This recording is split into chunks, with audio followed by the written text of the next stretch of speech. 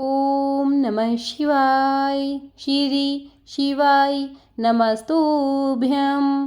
प्रणाम भक्तजनों, आप सबका स्वागत है मेरे YouTube चैनल ज्योति धर्म गंगा में। आज मैं आपके लिए श्रावण मास महात्म्य की 25वें अध्याय की कथा लेकर आई हूँ। इससे पहले के 24 अध्याय मैंने अपने पेज ज्योति धर्म गंगा पर डाल दिए हैं, आप वहां से उन्हें श्रवण कर सकते हैं। आज हम श्रावण अमावस्या को किए जाने वाले पिठोरी व्रत का वर्णन सुनेंगे। आइए मैं आपको कथा सुनाती हूँ।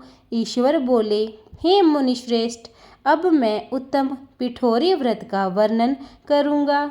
सभी संपदाओं को प्रदान करने वाला यह व्रत श्रावण मास की अमावस्या को होता है।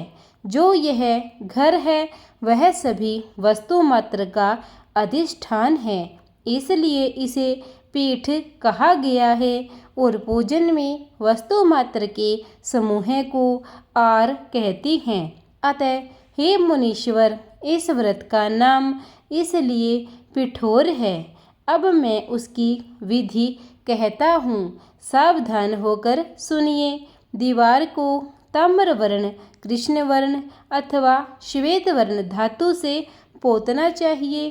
अगर ताम्र वर्ण से पोता गया हो तो पीले रंग से, कृष्ण वर्ण से पोता गया हो तो श्वेत रंग से, और श्वेत वर्ण से पोता गया हो तो कृष्ण वर्ण से चित्र बनाना चाहिए, अथवा श्वेत पीत से, लाल से, काले या हरे वर्ण से चित्र बनाएं। मध्य में पार्वती सहित शिव की मूर्ति अथवा शिवलिंग को बनाकर विस्तीर्ण दीवार पर संसार की अनेक चीज़ों का चित्र बनाएं।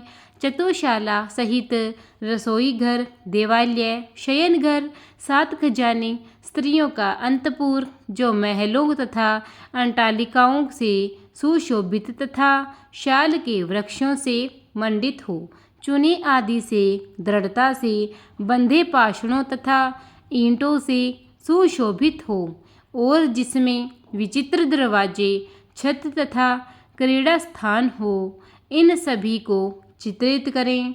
बकरियां, गाय, भैंस, घोड़े, ऊंट, हाथी, चलने वाला रथ, अनेक प्रकार की सवारी, गाड़ियां, स्त्रियां, बच्चे, वृद्ध, जवान, पुरुष, पालकी, झूला और अनेक प्रकार के मंच, इन सब का अंकन करें। स्वर्ण, चांदी, ताम्र, सीसा, लोहा, मिट्टी तथा पीतल के और अन्य प्रकार के विभिन्न रंगों वाले पात्रों को लिखें। शयन संबंधी जितने भी साधन हैं, चारपाई, पलंग, बिस्तर, तकिया आदि, बिल्ली, मैना, अन्य और भी शुभ पक्षी, पुरुष तथा स्त्रियों के अनेक प्रकार के आभूषण, बिछाने तथा ओढ़ने के जो वस्त्र हैं, यज्ञ के जितने भी पात्र होते हैं, मंथन के लिए 2 स्तंभ व 3 रस्सियाँ, दूध, मक्खन, दही,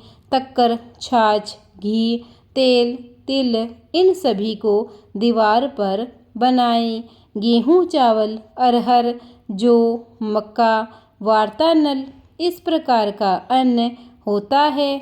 अनेक विविध प्रकार के खाने योग्य शाक तथा पकवानों के जितने भी प्रकार हैं, उन सभी को लिखना चाहिए। जो वस्तुएं यहाँ नहीं बताई गई है, उस सब को भी दीवार पर लिखना चाहिए, क्योंकि यहाँ पर सभी कुछ लिखना संभव नहीं है, क्योंकि एक एक पदार्थ के सैकड़ों तथा हजारों भेद है, और मैं कितना कह सकता हूँ। 16 उपचारों से इन सभी का पूजन होना चाहिए। पूजन में अनेक प्रकार के गंध, द्रव्य, पुष्प, धूप तथा चंदन अर्पित करें। ब्राह्मणों, बालकों तथा सौभाग्यवती स्त्रियों को भोजन कराएं। उसके बाद पार्वती सहित शिव से प्रार्थना करें, मेरा व्रत संपूर्ण हो। हे शंभु, हे शिव, हे दया सागर, हे गिरीश, हे चंद्रशेखर, इस व्रत से प्रसन्न होकर आप मेरे मनोरथ पूर्ण करें। इस प्रकार 5 वर्ष तक इस व्रत को करके बाद में उद्यापन कर देना चाहिए। इसमें घृत तथा बेलपत्रों से शिव मंत्र के द्वारा होम होता है। एक दिन अधिवासन करके सर्वप्रथम ग्रह होम करना चाहिए। आहुति की संख्या 1008 अथवा 108 होनी चाहिए। हे वत्स, उसके बाद आचार्य की पूजा करें और भूयसी दक्षिणा दें। इसके बाद व्यक्ति इष्ट बंधुओं तथा कुटुंब के सहित स्वयं भोजन करें। ऐसा विधान किए जाने पर मनुष्य सभी कामनाओं को प्राप्त कर लेता है। इस लोक में जो वस्तुएं उसे परम अभिष्ट होती है उन सभी को वह पा लेता है। हे वत्स, मैंने आपसे इस उत्तम पिठोरी व्रत का वर्णन कर दिया। इस व्रत के सम्मान सभी मनोरथों तथा समृद्धियों को प्रदान करने वाला और शिव जी की प्रसन्नता करने वाला ना तो कोई व्रत हुआ है और न ही कभी होगा। मनुष्य इस व्रत में दीवार पर जो वस्तु बनाता है उसको निश्चित रूप से पा लेता है। इस प्रकार श्री स्कंद पुराण के अंतर्गत ईश्वर संत कुमार संवाद में श्रावण मास महात्म्य में अमावस्या में पिठोरी व्रत कथन नामक 25वां अध्याय पूर्ण हुआ। प्रेम से बोलिए हर हर महादेव। प्रिय भक्तजनों, अगर आपको मेरा यह महात्म्य अच्छा लगा हो तो इसे ज़्यादा से ज़्यादा लाइक और शेयर कीजिए और सब तक इस महात्म्य को पहुंचाइए। और अगर आप मेरे चैनल पर नए हैं, आपने अब तक मेरे चैनल को सब्सक्राइब नहीं किया है तो कृपा करके उसे सब्सक्राइब कीजिए और बेल आइकन दबा दीजिए ताकि नित्य मेरी सभी कथाएं, महात्म्य, पंचांग आप तक पहुंचते रहें। धन्यवाद।